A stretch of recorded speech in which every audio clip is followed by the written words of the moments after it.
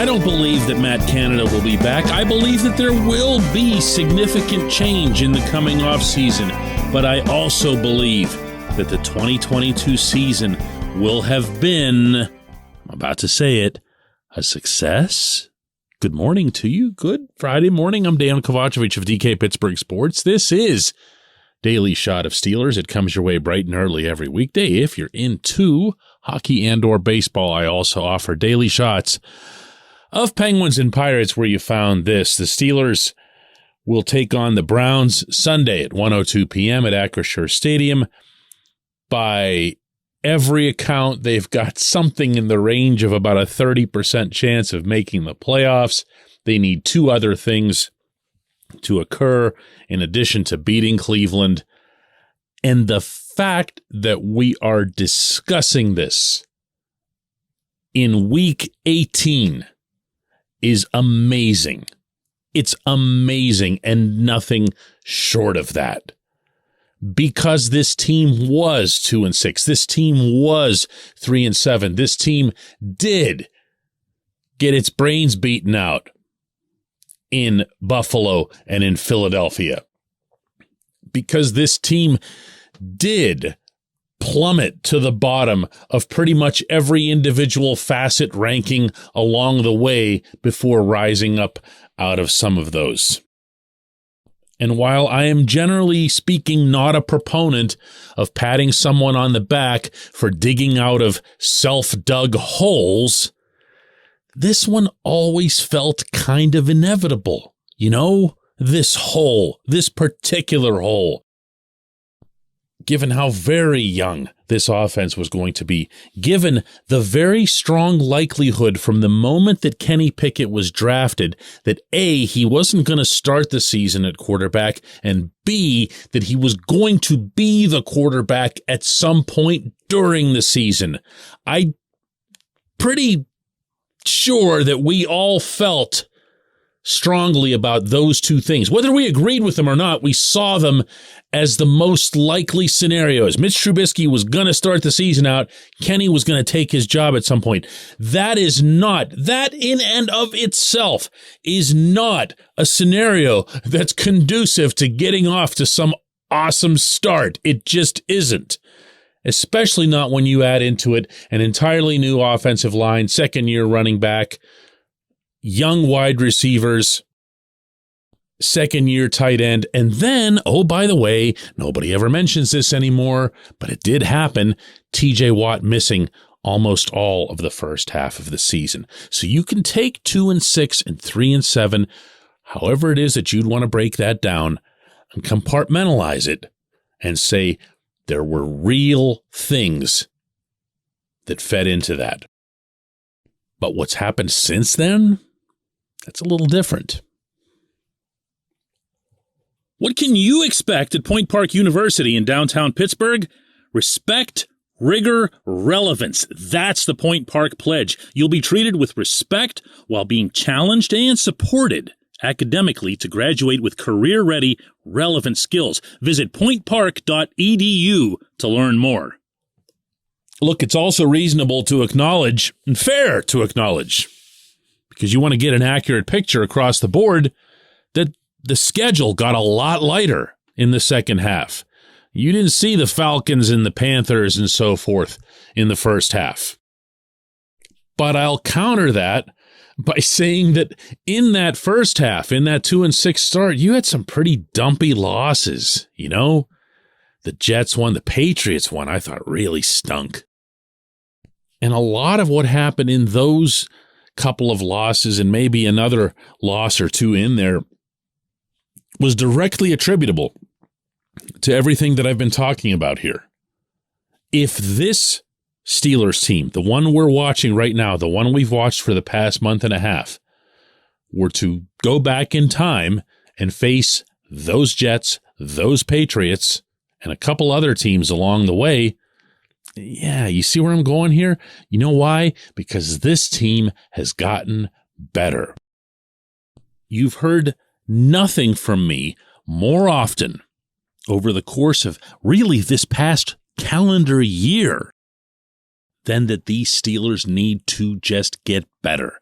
whether they were wins or losses, whether they were devastating or uplifting or last minute or whatever it was, they needed to get better. They needed to get better collectively. That's nice, always, including the results. But they really needed to get better individually, or at the positions that rely on each other. They needed to become more of a cohesive get-betterness, for lack of a better way to put it.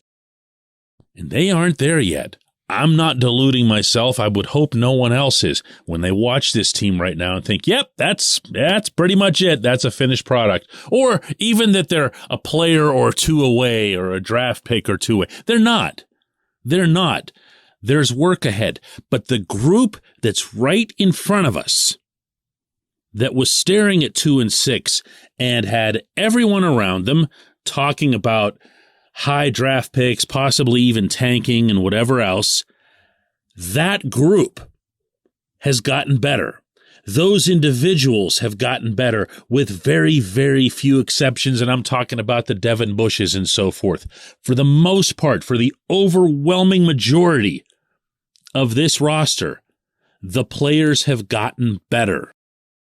To me, within the broader scenario of this team just having watched its 20-year franchise quarterback walk away and watching this offensive line basically get reduced to rubble last year and then rebuilt mostly through free agency over the past offseason, but having to start from nothing in terms of gelling, they got better. They all got better. This offense got better. This offense ended up finding an identity, for crying out loud. That alone is something no one could have anticipated at any point. But now, when the Steelers come into a stadium, or now when they're facing the Browns this weekend, and Kevin Stefanski and everyone else is talking about one thing, which is that we've got to stop the run.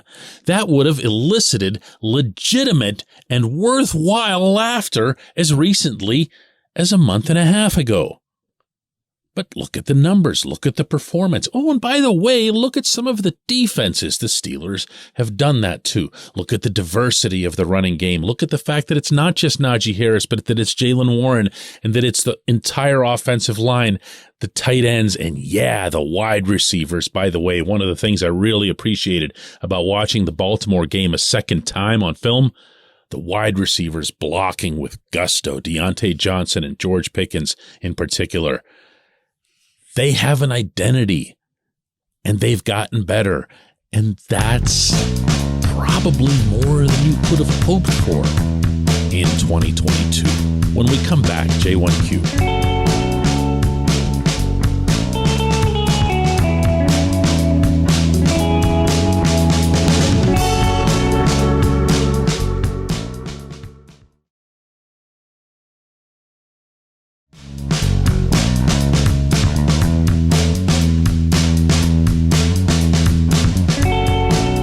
It's time for Just One Question, and that's brought to you always on this program by the personal injury law firm of Luxembourg, Garbett, Kelly, and George, LGKG. They represent people who are hurt in car accidents, who need assistance with workers' comp and medical malpractice claims. The attorneys at LGKG have been designated super lawyers, capital S, capital L, for the past 15 years. And yes, that is a real thing. The super lawyer designation is reserved for the top 5% of all attorneys in Pennsylvania. Learn more about them at lgkg.com or by calling 888-842-5454. Today's J1Q comes from Damien, who asks, DK, do they still draft an inside linebacker high? Or do they sign a bigger name in free agency? Or do they roll with Miles Jack and Mike Robinson into next year? Drafting an offensive tackle in the first round is a crapshoot historically. It's one of the most volatile positions in terms of success in relation to all positions taken in the first round over the years. That last part I don't care about. If you don't trust your scouts, your evaluators, and for that matter, everybody on up to your GM and in this case, your head coach, to be able to make an evaluation on any position in the first round, then they really shouldn't be doing it. And I know, yes, I'm one of those people who says I never want to see them draft a corner because I picture Artie Burns. But I also was one of those people who said I never wanted to see them draft another edge rusher after Jarvis Jones, and all they did was end up with TJ Watt. So you need to be able to draft in the first round regardless of position. And you also need to not favor positions at which you think you're better at evaluating than others are, i.e. wide receivers. You can't just say, well, look, we're really, really good at nailing wide receivers, so we're just going to take wide receivers in the top 2 rounds. No, you just need to be good at your jobs. Now, that said, I am not in favor of taking an inside linebacker in the first round, at least not in any sort of position-forcing way. And you know what I mean by that, where you just make up your mind that that's what you're going to get, kind of the way they did with running back and to a lesser extent quarterback this past draft. The principal reason for that, I believe, is that you're much better off going into free agency to get that player. They're not super expensive, at least not overpriced, which, by the way, they are at offensive tackle.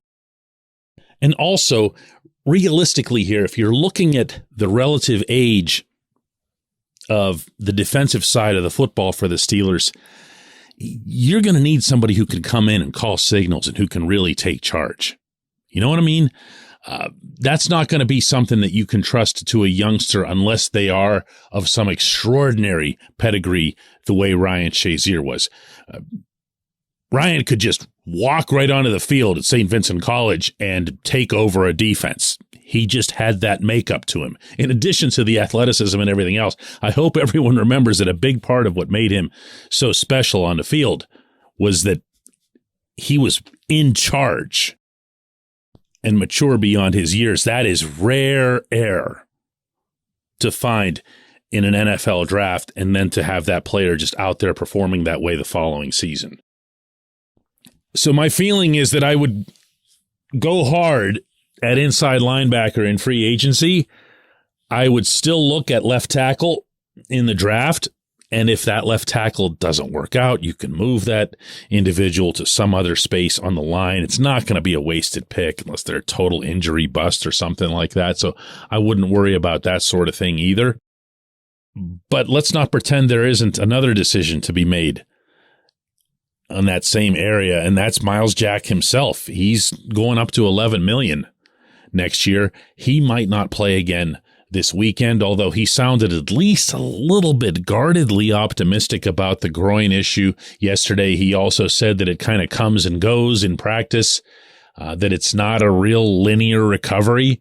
And he's right based on what everybody's ever said about groin issues. But if he misses that game, he's going to have missed a pretty significant amount of football, or at least not have been the best version of himself because of injuries over the second half of this season. And that's always going to scare management, whether it's fair or not, whether it's lousy luck or not. And he's supposed to go up to $11 million next year. Now, maybe that can be redone. Maybe that's something that he'd have different thoughts about if he wants to stay in Pittsburgh. The Steelers could look at it differently. The Steelers could kind of protect against the possibility that he'll be hurt next year. But he's not the slam dunk that he might appear to be. And never mind getting into Robert Spillane and Devin Bush and everything else here. It's an unsettled position.